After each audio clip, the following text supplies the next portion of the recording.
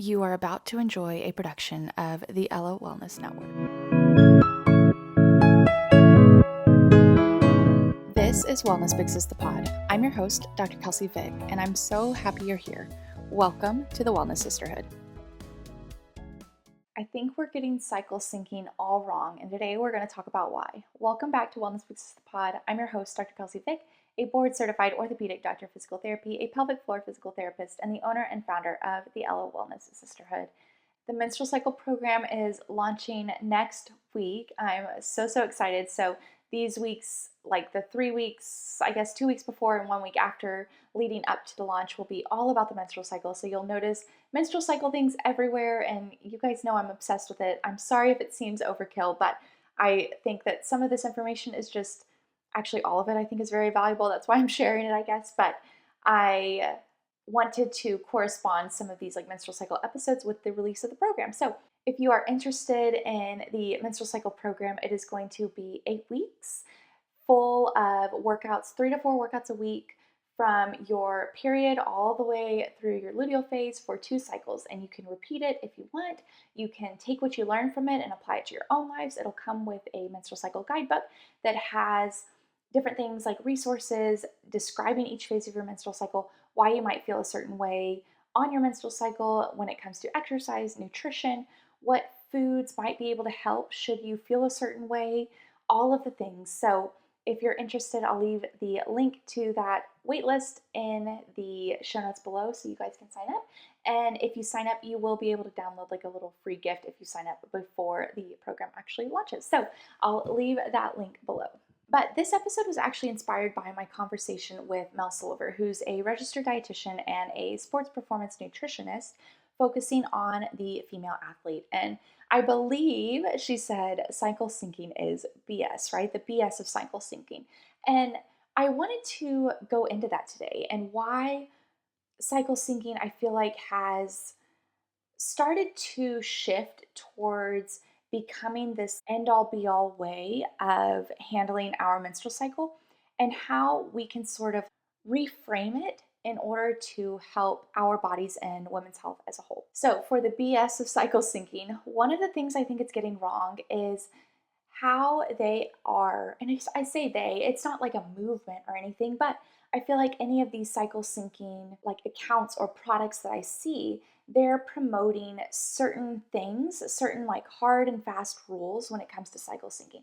And I use that term mainly because I know that it reaches a certain audience interested in their menstrual cycle, but I am not 100% agreeing with what the like cycle syncing community is promoting, I guess. And that might be like a controversial statement, I guess, but I think they would maybe agree with me, but I think the more I talk about it, the more you'll understand why. So when it comes to cycle syncing and movement, which again, that's my specialty, so that's where we'll start. But I feel like so much of the exercise recommendations that I see, whether it's an app, whether it's a content creator or social media post or group or product, is regarding low intensity movements for your period, for your luteal phase, higher intensity in your follicular phase.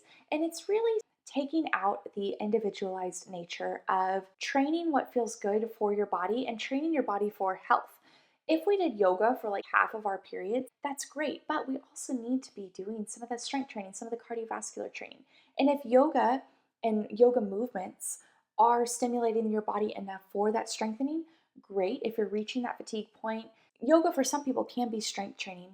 And same thing, it can be cardio depending on how trained or untrained you are. But I still think focusing on lower intensity workouts during some phases takes away the freedom people have to still do strength training and cardio. And it really just clouds over the fact that we still need to individualize our movements and our workouts for health, not just based on this cycle syncing pattern. So I think the view of cycle syncing, people might think, oh, I need to be doing yoga on this phase of my cycle rather than the strength training workout that I want to do, that my body wants to do, but that might, maybe I don't do as many reps in my luteal phase because my body's not prepped and primed for recovery. Like, that's okay, but I really don't think it should be a hard and fast rule which workouts we do during which phase of our cycle. I think that's totally up to the person. And yes, that makes it a little bit cloudier and a little bit more confusing for you as an individual, but I really think cycle syncing as a whole is hazing over the fact that our cycles are individual and we do need to learn the individualized nature of our cycles. The same thing can be said with nutrition as well. I see so much of warm and comforting soups during your period, during your luteal phase, and incorporating some of these, I guess, more like bam in your face meals during your follicular phase when we're feeling really, really good and really, really strong and powerful. But again, nutrition's well rounded. Nutrition shifts throughout our menstrual cycle, yes, but in general, we need to focus on hydration. We need to focus on antioxidants, some vegetables, some fiber, some protein, some carbs, some fats. Like that doesn't necessarily change, right? And so I think, again, it's not this hard and fast rule that we need to be eating certain things during certain parts of our cycle.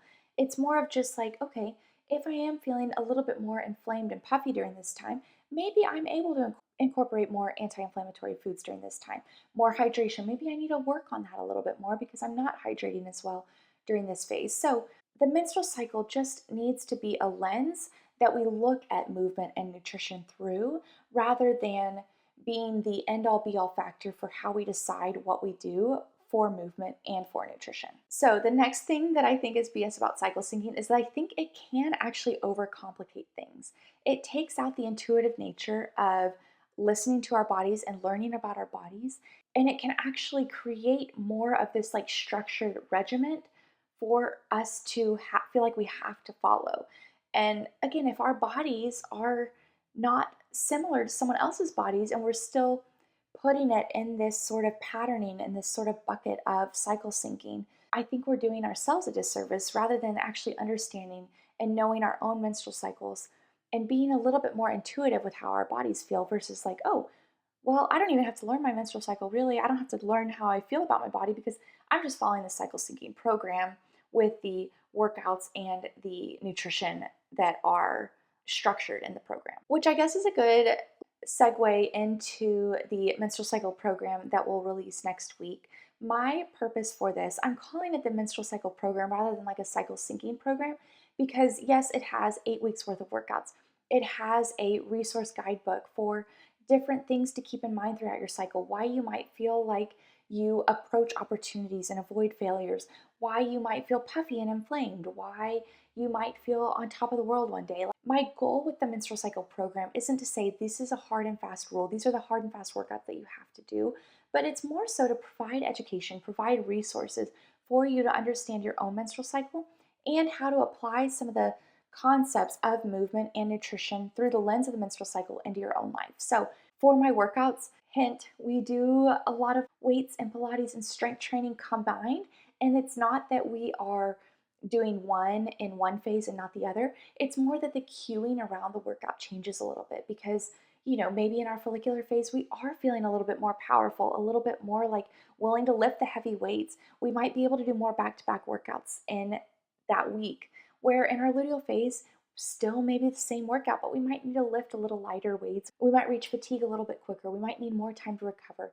On our periods, we might have that bloating and that cramping. So here's some soft tissue mobilizations that you can do to help. Here's some breath work that you can do to help. So we take it from more of this like overarching, just understanding your body sort of perspective versus like, it's your follicular phase. This is the workouts you have to do. So my hope is more of that you guys can take what you learn in the program and apply it to your life and how you honestly cue yourself and coach yourself and give yourself a little bit of grace when it comes to movement, nutrition, and even mindset. So the benefits of learning about your individual cycle. These are just what I've found with learning about my individual cycle. So it's allowed me to understand my body better. It helps me to give myself a little bit of grace for why I might feel a certain way.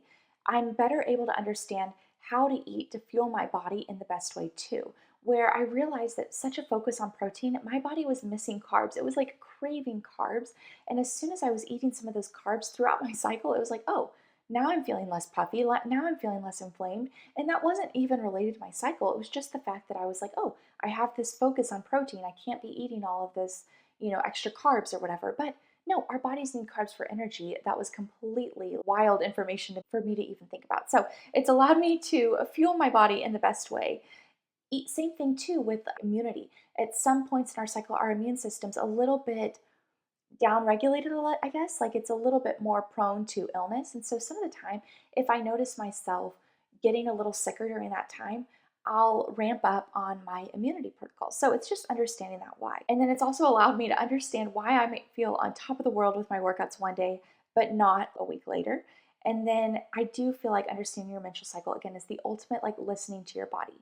I've also been able to like structure my month around it. So I've realized that I'm much more motivated during certain times of my cycle compared to others. And so I'll try and schedule hard conversations or things that I might fail at a little bit more at that part of my cycle compared to a different part because I know that my mindset will bounce back a little quicker too. So it's just allows you to really understand your body in a more full encompassing way. So when it comes to cycle syncing, what do I think we should change? And not that I think all of these people promoting cycle syncing are in the wrong.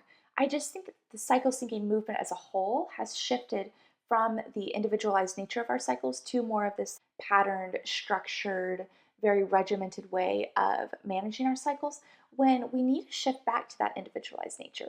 I want people to understand the why behind why they're feeling a certain way, not just like, oh, do yoga.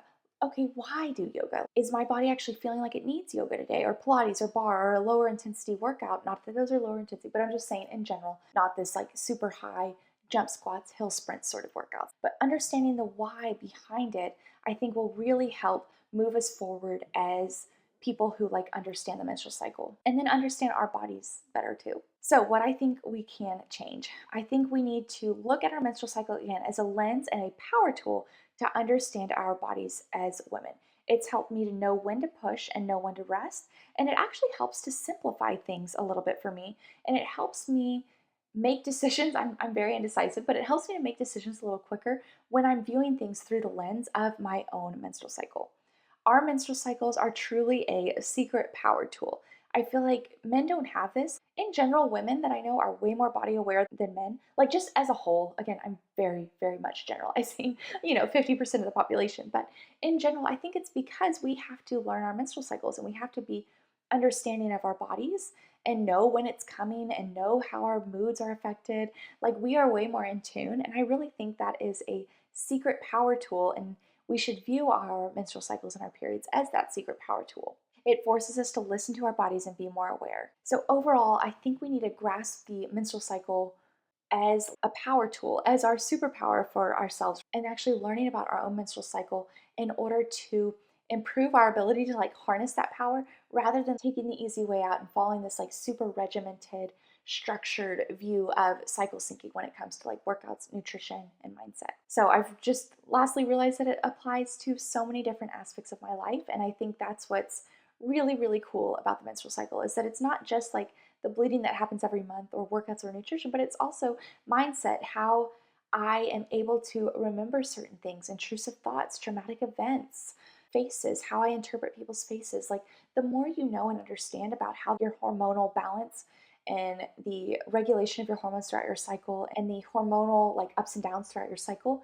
the more you're able to understand yourself and how you approach different things. And I think that is, again, such a secret superpower and power tool and something that we should really learn from an individual level so that we can understand our bodies that much more. So that is my like controversial take on cycle syncing, but I hope you guys enjoyed this episode. I hope you got a lot out of it. If you are interested in the menstrual cycle program, the link will be in the show notes below, in addition to a lot of the links to the menstrual cycle episodes that we've done in the past and menstrual cycle resources that we've done in the past. Because if you're not interested in the program, totally okay. I just want you guys to have like all of these resources that you're able to use and call upon if you ever have any questions. So I'll leave all of those links below. But thank you guys for joining me for this episode, and I'll see you guys again on the next episode of Wellness Big Sis the Pod.